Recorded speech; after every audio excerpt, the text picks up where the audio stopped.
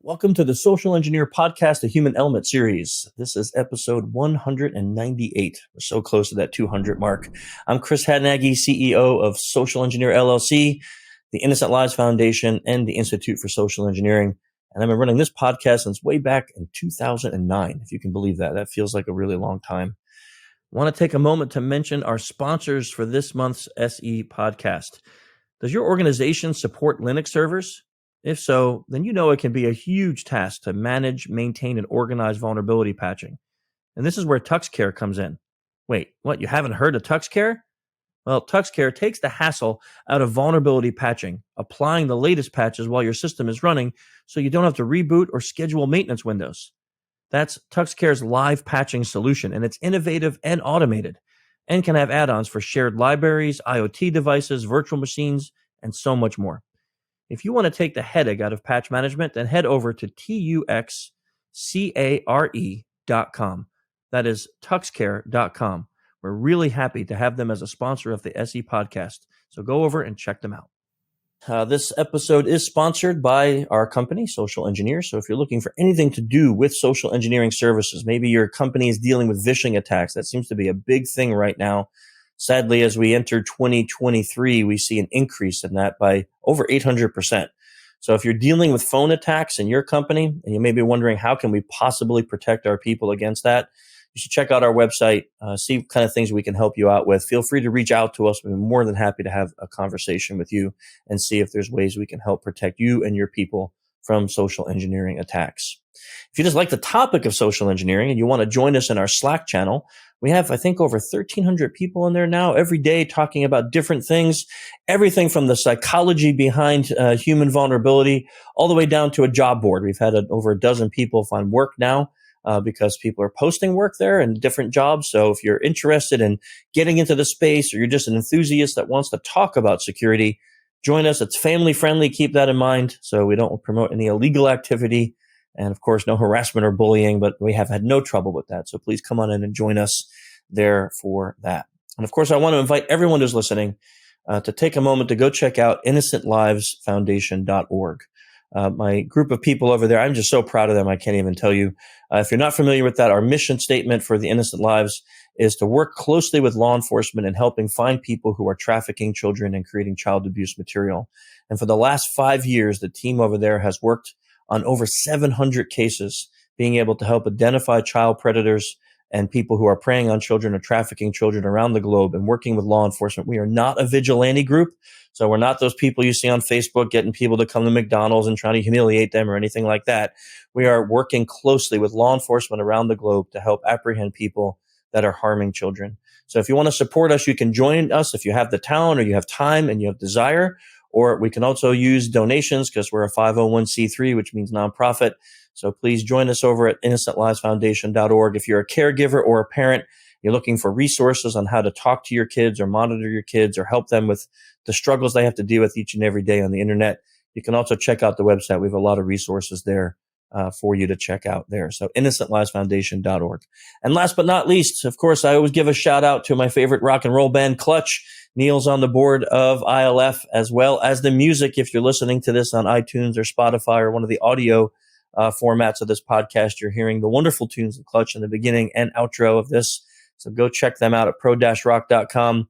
I'm sure there'll be a new tour coming up. If you missed last year's, they're taking a small break, but they'll be back on the road soon, as they always are. Okay, let's get to our guest. I'm super excited about having Dr. Warren on the show. She's been a friend for a while, and I think all of you are going to find her new book and this conversation really, really interesting.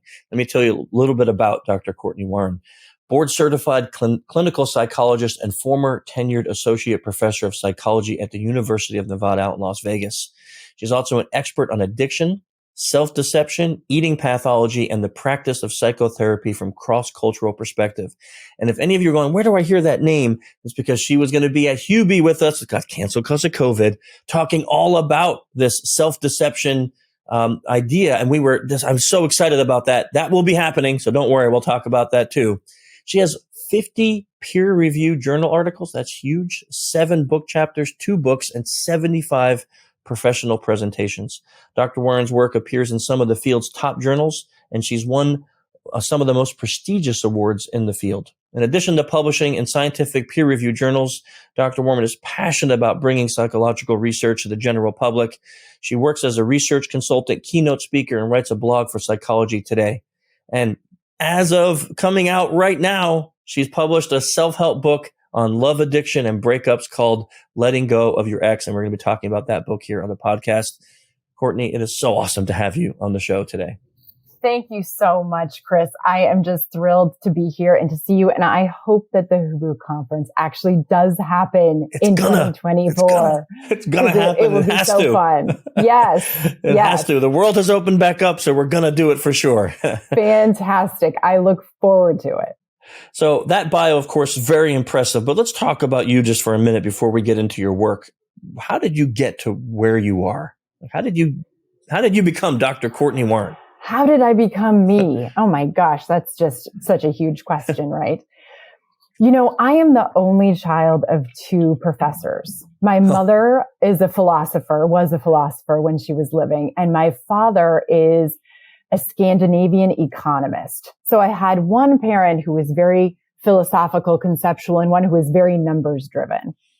And I think that they're also very international. So traveling the world as a child and seeing different cultural contexts and realities and looking at human nature really through that lens of how are we similar and how are we different and how does culture influence our behaviors and our likes and our interactions and our relationships just made me fascinated by psychology. So I pursued psychology as a student, obviously, and went to graduate school to get my doctorate, and then started a tenure track job really to study cross-cultural aspects of addictive behavior and love and eating.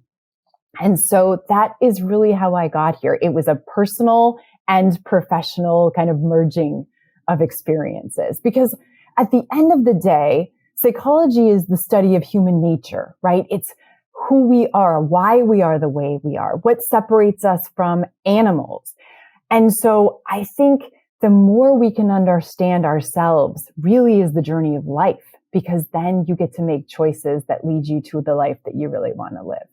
So my hope is that I can help inspire and educate people to use this information to really think critically about who they are and what they want and how they want to evolve and grow. And one of the things that is, I think, very noticeable about you is your positivity. You exude positivity, and that, I don't want to, it's like, I'm trying to say this without sounding weird, because you said you came from two professors, and a lot of times you meet people who come from a very academic background and things are more militant maybe, but you have this like amazing positivity and energy about you. Where did that come from? Oh, that's such a compliment. I appreciate that. You know, what's really funny is I'm really a realist. And for any of you who have heard me speak about honesty, you'll know that I pretty much am going to put the brutal truth in front of your face. And it's usually really painful and often very difficult. Yet what I find is that it's really critical to resiliency to be honest with yourself about the hardest aspects. Because once you stare them down and see them, you would then actually experience this great freedom to explore and be creative and to feel grounded and safe in your own skin so that you can actually have some optimism. I realize it sounds like a dialectic, but in some ways, being more honest about the brutal truth of how hard life can be, because it is hard and we are all going to struggle at times, frees you up to enjoy all of the wonderful things that you also can be grateful for, right? And it's often at the times that you're most in pain and struggling that you will grow and shift the most, because it hurts too much to stay the same. So you have to evolve and emerge from it.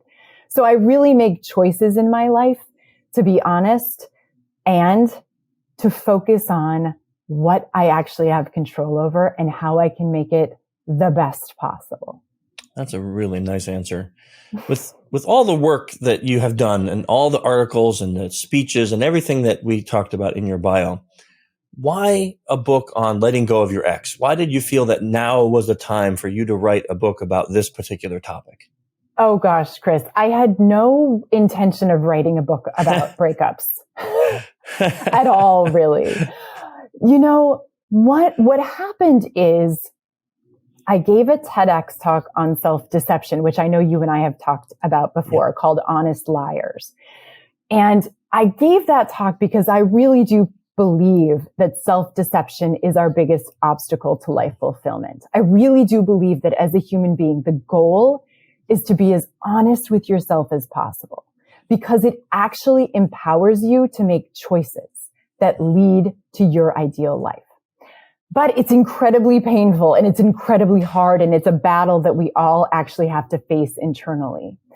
And in that talk, I used myself as an example in romantic relationships because I wanted to be sure to communicate to everyone listening that I am also a human being with the same self-deceptive qualities that all of us have. And one of the most ways it was obvious to me was in my romantic relationships. I really struggled to be honest with myself when I started dating. And I didn't really understand why until I practiced. Because of that, I ended up getting an onslaught of questions from people about relationships and about breakups and about, well, if you were lying to yourself in your romantic relationships, how did you actually get into a healthy relationship? How did you figure yourself out? How do you navigate breakups and love and how did you get over your ex? How did you do this? How do you do it? And so it just became kind of a natural topic where I thought, well, people are clearly really interested in how self-deception relates to romantic love and breakups. And so I'm going to have to write a book on it. And that is really how it emerged. It's a really fascinating thought process, you know. And when I started reading the book and preparing for this podcast, you know, I had a hard time with the topic because, well, I'm happily married to my best friend for the last 28 years, right? So amazing. And I don't see that changing. I hope it never changes. At least in my mind, it's never going to change. And we have a great relationship. And so when I was reading this, I'm like, okay, I don't really need this information. But then I started reading it and saying, oh, wow, like I might not have a romantic breakup, but I've had some pretty rough employee breakups, people that I considered like close friends that ended up like turning and becoming almost adversarial. And I started reading this book and in a way of applying it to myself that way. And I thought, wow, this is really interesting that like, I'm hoping I never have to go through this, you know, with my partner, my marriage partner. But I thought the information was so applicable for other areas. So what would you say are some of the core struggles that people go through when they're experiencing a breakup? Well, I'm so glad that you said that, Chris, and that you see the relationship between breaking up potentially with a lover, which is hopefully not the case for you. And for many people, breakups are really painful. So even if you don't feel addicted to your mate, when you break up, it still really hurts.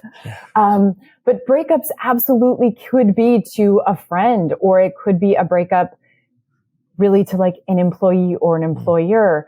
I think the key to love addiction, the way that I think about it, is that when you go through the breakup, you exhibit symptoms that actually look very addictive, similar to what we would see in someone who is engaging in a substance use issue, or actually is gambling too much, or using internet porn, or doing some behavior that is stimulating certain parts of the brain that make you feel cravings for them, hyper focused on them, constantly obsessively thinking about them, acting in ways that ultimately hurt you to try to get information from them or be closer to them or punish them.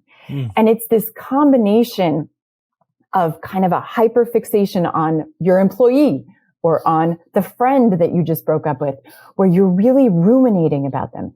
You're fixated on them. You want to understand more, and it makes you act and feel in ways that can ultimately really hurt you. You can feel very depressed.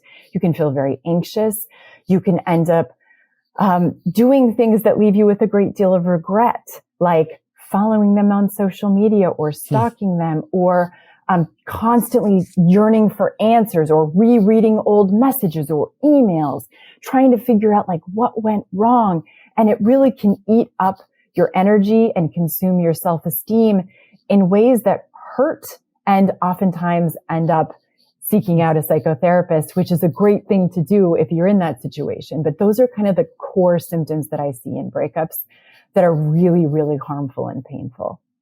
That's interesting. Some of the things you said, I actually started thinking about that and saying, "Oh man, I've actually done that with ex-employees." Like going back and reading old messages and saying, "Man, I must have screwed up really bad. I said something pretty stupid there," or just kind of reliving an argument or a scenario over and over and over again, which to an extent, I always thought, well, okay, this is good for learning and maybe self-improvement. But then after a while, it becomes like I'm just punching myself in the face nonstop and hoping something will change. And it doesn't. It doesn't change. Absolutely. No question. And you might even find if you're in the throes of a bad breakup, this happens in romance, certainly, but even in your situation where you're arguing with the person in your own mind, as if you're having the dialogue of what happened? How did this happen? That's not what I meant, or I didn't understand this, and it becomes the focus. So really what addiction is this craving, preoccupation, hyper-focus on an addictive stimulus to the degree that it's hurting your quality of life.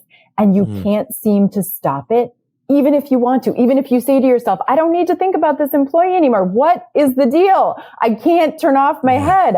Why am I still reliving this? Or if you're going through a breakup, you're thinking about, what is my ex doing? Who are they sleeping with? Why did it end? What can I do to get them back? And you just become totally absorbed and obsessed, even when you desperately don't want to be. Yeah, and that sounds like it can be really dangerous for us, and trying to get past it or grow from an experience like that. That sounds like the literal opposite counterproductivity of making any growth in that situation. It really is, because you're getting focused on something that's external. It's outside of yourself that you have no control over.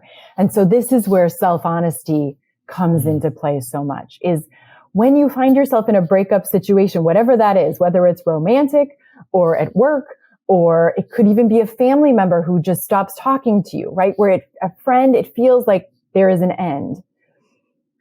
Instead of letting yourself stay externally focused, hold up the mirror and try to evaluate yourself.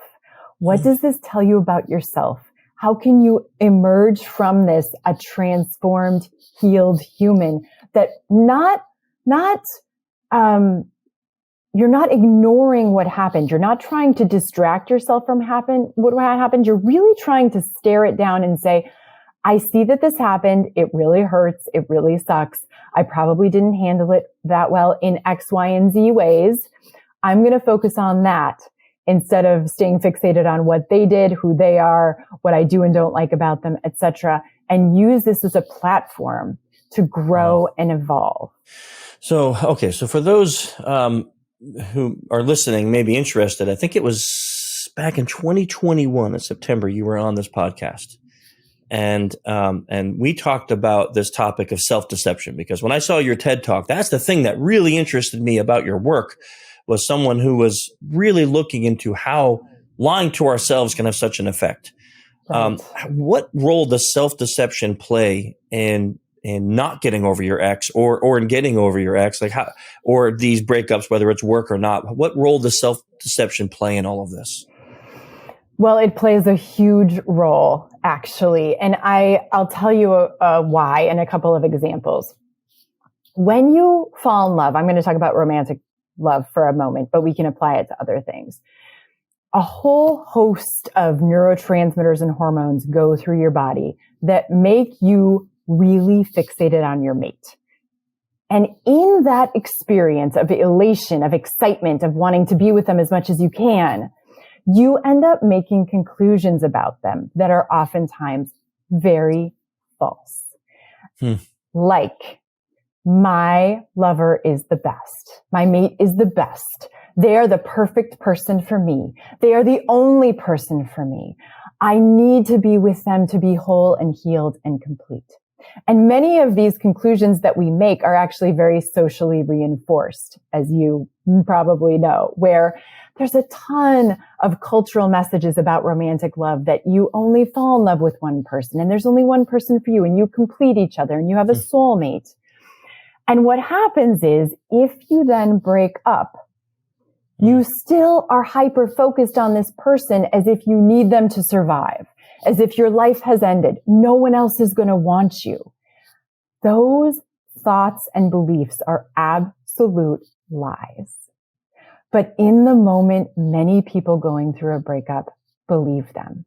And as long as you believe something is true, you will feel and act accordingly. That's the hardest part about self-deception.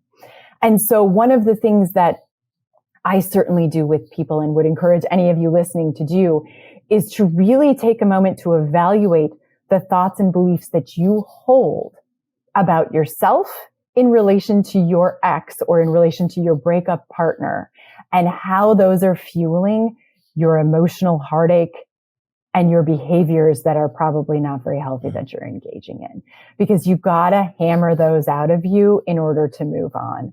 One of the other things that's really interesting about romantic love is that when you look at research on successful relationships, which actually sounds like it applies to you, Chris, and your wife,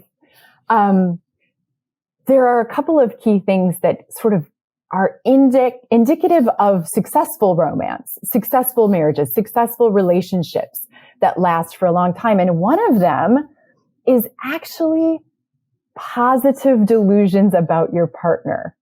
Now, that might sound kind of odd, but there is an element of successful long-term relationships in which you can see things about your partner that are really true that you probably don't like very much, but you manage to make them okay with you. You manage to say, you know, they are like that and it's not my favorite, but I love them anyway and I'm just going to go with it. And so there's actually an aspect of delusion that serves you pretty well if your relationship is going well.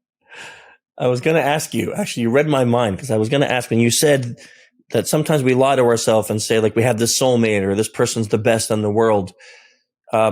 Is the suggestion then to not do that when you're entering a relationship, like to find that balance, or is it naturally healthy to start thinking that those amazing things about your partner, so that way you do have those feelings? Like, what's the balance there? Yeah, that's such an interesting question, because the truth is, from my perspective, that the process of falling in love is actually an addictive one. And it's actually designed to be addictive biologically and evolutionarily so that you will actually mate with one person long enough to procreate and raise children in a way that everybody can survive, right? This is very old. This is not a conscious cognitive part of us. This is a very old part of our brain that gets activated in the pleasure center when you fall in love, and it feels very addictive.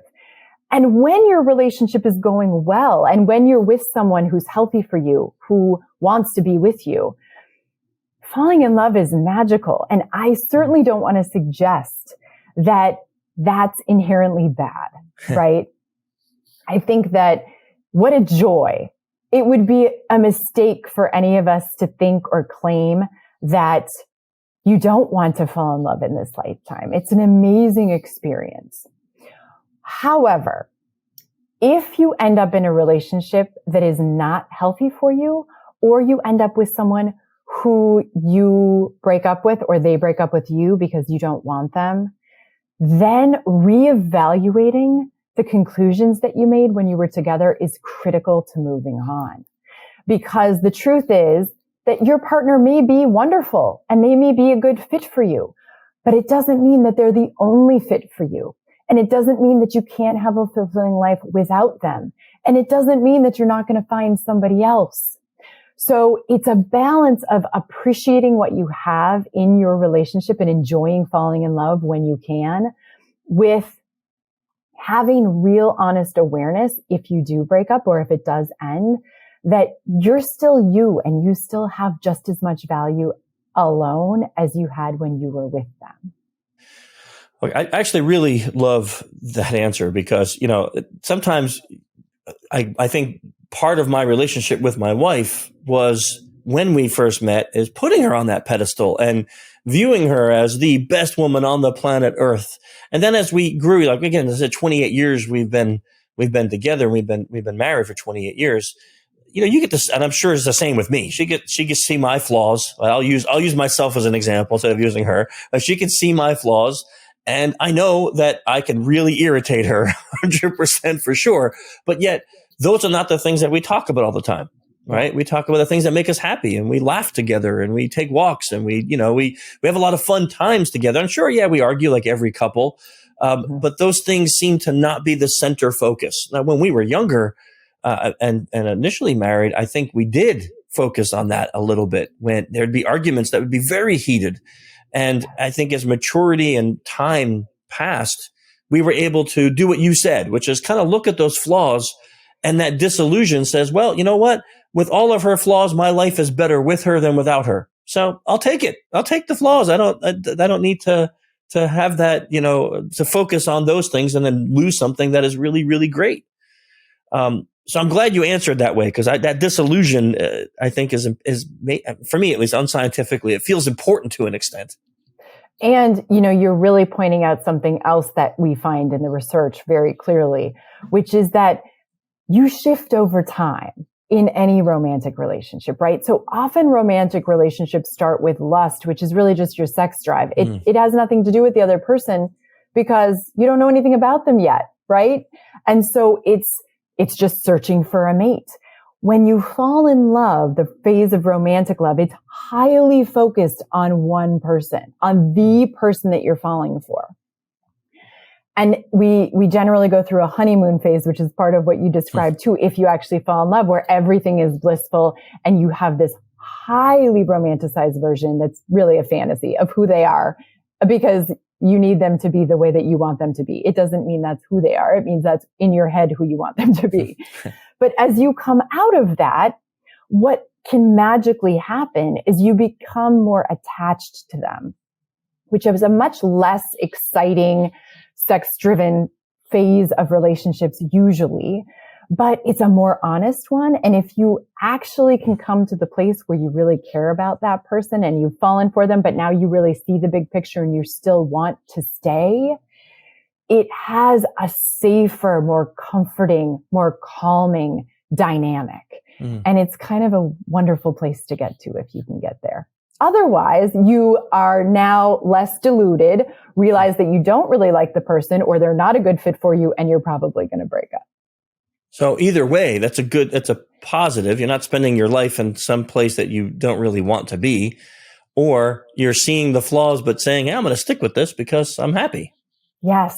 And probably almost all of us can relate to these things where there may be people that you dated who you thought were wonderful people and you wish you could have fallen in love with them. But for whatever reason, you couldn't. It didn't happen. Or someone who madly was in love with you and you were like, it's not in me. Or someone that you thought you were in love with and then you got to know them more. And then you realize this is really not who I thought you were and that we're not going to work. Yeah. So. That's I think all of those, probably many people listening can go, yep, I've been in one or all of those situations, right? Yes. In your book, I think for me personally, for right now, what I'm going through in business and life, one of my favorite chapters was letting your values guide your choices. That's chapter 8 of your book. I find this to be such an exceptional chapter because, like, in this one part, you list out all of and I know they're not a full picture of every value, but you make a list of some really good core values, and then you go through talking about, well, if this is your core value, how does this translate into a relationship? And you kind of really touch on a lot of these different things. How would you suggest someone, like, if you don't know, you're starting out in a relationship, maybe you're looking for that partner, you're looking for that person that you want to spend the rest of your life with, but you don't really know what your core values are. How would you suggest they go about making that list, finding that so they can use that as part of their metrics in their search? Oh, well, I would so encourage them to actually really spend some time evaluating what their core values are without any dating partner in their life or without even their employees, without anyone in their life, because this is really a self-exploration. There aren't any right or wrong values. I want to make that very clear. From my perspective, this is your opportunity to understand what matters to you the most, what you care about, what sort of guiding principles really determine how you live your life. And in general, our values, what we hold most dear, ideally do drive our behaviors. They do drive our choices. And so there are many you can just look online, or there's a free values assessment associated with my book that you are welcome to download and use. There are hundreds of values that might be really important to you, but some of the core ones that you'll hear people talk about are things like loyalty, freedom, independence, work ethic, intelligence, family, and really just spending some time looking at some of these lists to say, oh, when I hear that word, that resonates with me. That really feels like something I care so much about. And you'll know you care about it a lot, not only because it resonates with you positively, but because when someone violates it, it makes you flare. So as someone in security, for example, honesty and being true to how you claim to be may be so important that when you see someone cheating or lying, it's like this flare. Or with your wonderful charitable work, when you see someone violating the basic human rights of another person by trafficking them, you become enraged, right? That's a very good indicator that you hold a core value there, and that core value should be integrated into your life, and ideally would probably be something that your partner really cares about too. Because if you hold a value really dear to you and your partner doesn't care about it, it's probably going to be a point of contention at some point. And it's not that that's not impossible to resolve or respect, but oftentimes we have more relationship satisfaction when we're aligned on what we care the most about. Yeah, I think it's a really valuable point that seems like it should be like a no-brainer, but it's almost like you just kind of dropped a knowledge bomb. It's like I can almost think about how many times, and again, I'm going to apply this to employees or ex-employees, where I had a value difference in what I felt my company should be based on. Things like honesty and truthfulness and always doing the right thing. And our mantra here is leave people feeling better for having met you. And that feels like a really odd mantra when our job is to hack humans, right? But I wanted to make our company based on, can we do this very job, but never violate someone's personal ethics and morals, not use something that is so intimate to them that they feel personally and psychologically damaged by our work. And I said, now, because there's a lot of people in our field that don't care about that, and they'll do anything. They'll promise you bonuses. They'll threaten, nude pictures. They'll do whatever to get their click or to get their job. And I'm like, that's not within my moral ability to do that, because I know how I would feel if someone did that to me. And I had people that came here where afterwards I found out, we're not aligned. And nowadays we're actually making this part of our interview process to find out, are they aligned with our thought process? Because it went so bad before that sometimes we'd be sitting there like, you can't do that. Why would you do that? And they're like, they didn't understand why we were so upset. But our core values were totally not in sync. And that's why we had that. So I can imagine how much more important that would be when you're choosing a life partner. Like if your core values are not aligned, I mean, it actually leads perfectly into my next question, because I was thinking, if I'm a parent, which I am, and I want to give my children the best opportunity to have a wonderful relationship, what do I need to do for my kids to show them or give them these talents? It sounds like this is going to involve some of this moral compass thing, but I mean, what would you say? Well, of course, the first thing that comes to mind is work on yourself. And I realize that probably sounds so tough to those of you listening, but actually you have the biggest influence on your children by virtue of who you are and how you lead your life. And so they will do and mirror and learn from you so much information non-verbally. It's rarely what you say. It's often how you conduct yourself and how you interact with them, how you treat other people really lays the groundwork for how they will expect others to treat them and how they will want their relationships to be as they get older.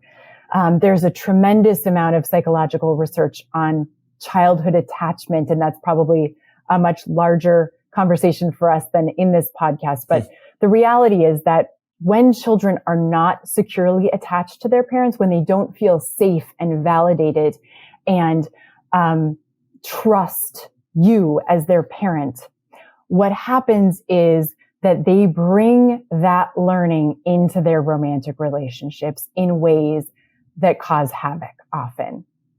And so as a parent, again, my number one thing that I would say is create a safe, validating environment for them with you by working on yourself. That is some great advice. I think I want to read a couple of the last sentences of your book because to me, it kind of encompasses this whole conversation. So I don't want to ruin it for anyone. So this is not like a giving you the end of the movie, but this really will tell you if you want to read an amazing book, then this is the message that you'll get. Right. So I love this part. You said, enter the world with compassion and treat others with respect, even when they're impolite to you. Not because they deserve to be respected, but because you're choosing to be your best self, even if others aren't. Wow. I mean, that's such an amazing closing to a book. Now, there's a couple more sentences after that, but it's still such an amazing closing to a book.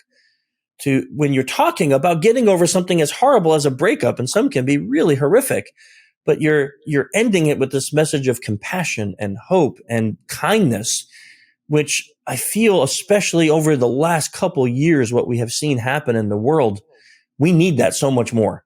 We seem to have lost, that's a very big generalization, but it just seems like the internet has become the Wild West and we have lost our kindness and compassion with people. And some of the things that others say to just random people is just so horrific. So I love that message of entering with compassion and how much that can help our kids if they see us doing that and treating other people that way. Thank you for that, Chris. Yeah. I truly do believe that. I truly do believe that our goal in this lifetime as a human being is to become the most evolved version of yourself possible. That as you sort of get your needs met and are able to focus more on who you are and who you choose to be, the more you will see that really the world around you, the external world, is just a stimulus. People often behave badly when they're in pain. And all of us are fighting an internal battle that others can't see. And so the more you can go into relationships and into interactions with empathy, with love, with a desire to forgive, not because it's logically the right thing to do, but because you don't want to hold on to that anger. You don't want to be the example of someone who justifies being bitter and mean and cruel to others. You are choosing to be a more evolved version of yourself because it's better for you and everyone around you when you do. So, Cortney, I'm of course going to have all this list of wonderful ways that people can get a hold of you and follow you. But what's the best way if someone wants to interact with you or to learn more about the work that you're doing, the things that are coming up for you? Where should they go? How should they interact with you? They can go to drcortney.com, which is DR and then Cortney, CORTNEY.com. I post a blog once a month on Psychology Today, and you can sign up to follow that.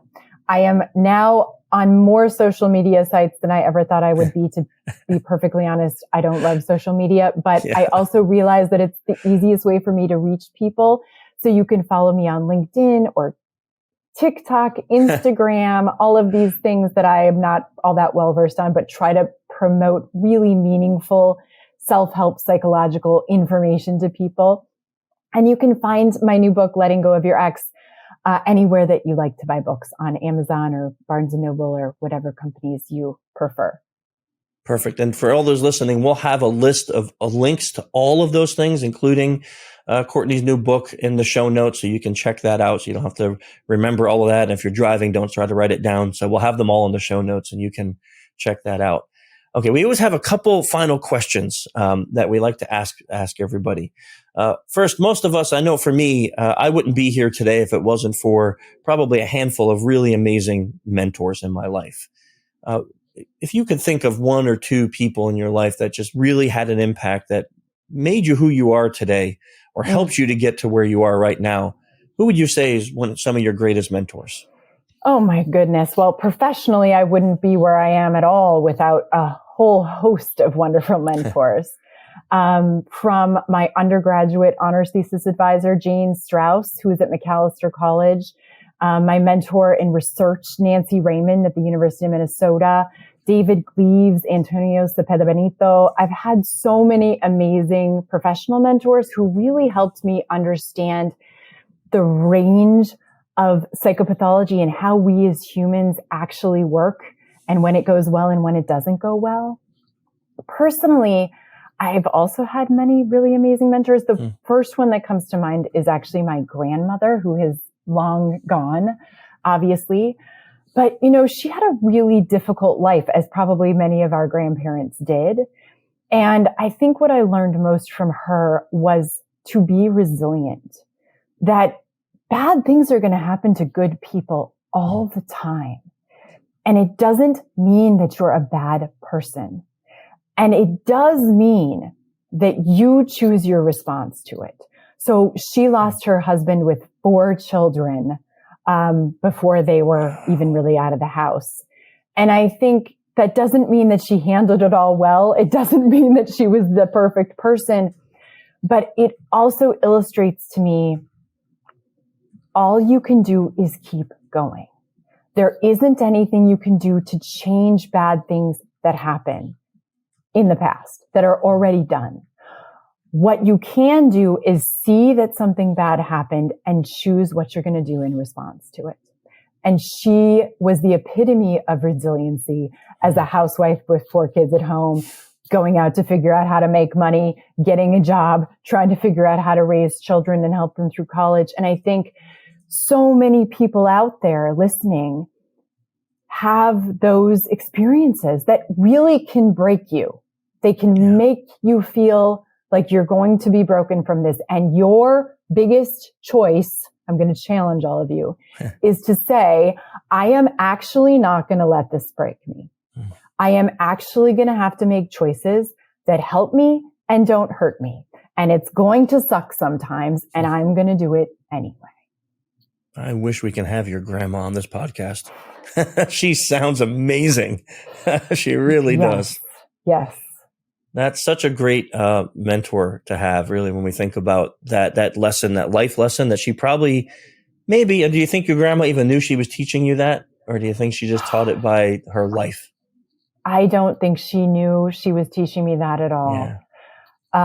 And obviously I didn't know her at that point in her life either, right? But she would tell me stories, and she would talk to me about what she had to do, and that there were times where she didn't think she could get through it. But the alternative was even worse, because then what? Yeah. You can't leave yourself there. Then you end up hurting everyone around you in addition to you, and you're all in a terrible situation. Yeah. So finding a way to lift yourself up, lift the people you love up, really create an environment of resiliency and gratitude in the face of adversity. It is a critical skill for all of us. I love it. Besides your book, which of course will be in the show notes, and it doesn't even be about this topic, but we've been asking our podcast guests now since 2009 for a book recommendation, whether it's 1 or 2, whatever you like, but it can be about any topic you like. But is there any book that you've read recently or not that you just like, everyone should just take time to read this book? Oh my gosh. Well, the first one that I may have even recommended the last time I saw you, I don't remember, but my favorite book in psychology is Viktor Frankl's A Man's Search for Meaning. And it is a book that I assign to all of my students, and I would highly recommend for any of you. It is a story of a brilliant psychiatrist who was in the concentration camps. Actually, he survived, and everyone in his family did not. He was an MD and came out of that experience basically with a platform for creating meaning in your life, and essentially argued that independent of circumstance, you have to find meaning in your life, even when things are horribly wrong around you. And I find his book incredibly meaningful and very provocative. A recent book that I read that I had never read was Up from Slavery, which was written in the 1800s. And it was a phenomenal book, based in Tuskegee in some of the early sort of educational institutions for African Americans. And I would strongly recommend anyone read that who's interested in sort of cultural dynamics around race and class and justice and how to maneuver those in a society in a way that's actually positive. Wow. 2 great book recommendations. Thank you for those. Yes. And I love it when it's not even about our topic that we talked about today, because now it will give somebody something else to go and read. So wonderful. Thank you for that. And thank you for coming on the show. It's been such a great conversation, as always, with you. It's always fun to talk, but always learning so much. So I really, really appreciate it. I completely enjoyed it. Really enjoy speaking with you and look forward to more interactions in the future. I cannot wait. And for all of you listening, thank you for coming to the show and listening. Check out all the show notes, all the links to Dr. Warren and her work. Definitely buy this book and read it. You're going to enjoy it. Even if you're not going through a breakup or you're not having to deal with that right now, I'm hopeful that's for you, but you'll still find some really great tips in there and some great positive messaging that can make your life even better. Come back next month. We'll be joined by another amazing woman, Gina Cox. We'll talk about the book that she just wrote, but also some of her work in helping others through her consultancy. We'll talk to you next month. See you.